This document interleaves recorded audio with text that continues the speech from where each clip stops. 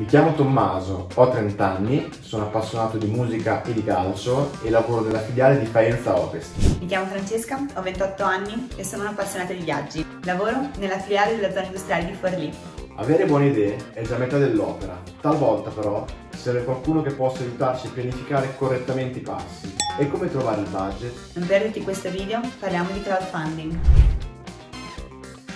Il crowdfunding è un particolare tipo di finanziamento che parte dal basso, Ovvero dalla volontà di più persone che decidono di investire in un progetto. Ne avrai sentito parlare in occasioni quali il lancio di un progetto urbano, per sostenere una startup o per iniziative temporanee. Il crowdfunding è finalizzato ad ottenere da un vasto numero di persone, crowd significa folla, Un piccolo contributo per la realizzazione di uno specifico progetto.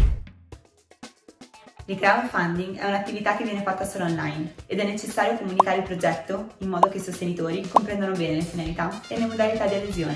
Non basta quindi avere solo un'idea, ma è necessario pianificare correttamente obiettivi, chiamati goal, tempi e modalità con cui si desiderano premiare i sostenitori per il loro contributo.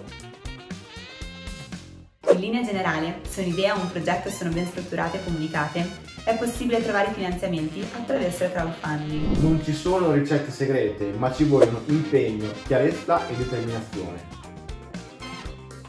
Esistono delle società di consulenza che forniscono gli strumenti e le conoscenze necessarie per presentare un progetto di crowdfunding alla propria community all'interno di portali online. I progetti sono sempre presentati attraverso foto, video e testimonianze, creando così delle vere e proprie campagne. Le persone infatti possono sostenere il progetto entro un intervallo di tempo, scegliendo l'importo tra quelli indicati. Il crowdfunding è una modalità efficace per progetti che riguardano cultura, sport, ambiente, settore sociale e sanitario. Tante associazioni e cooperative italiane hanno già adottato questa modalità Per coinvolgere i cittadini che condividono gli stessi valori e che sostengono lo sviluppo dei propri territori.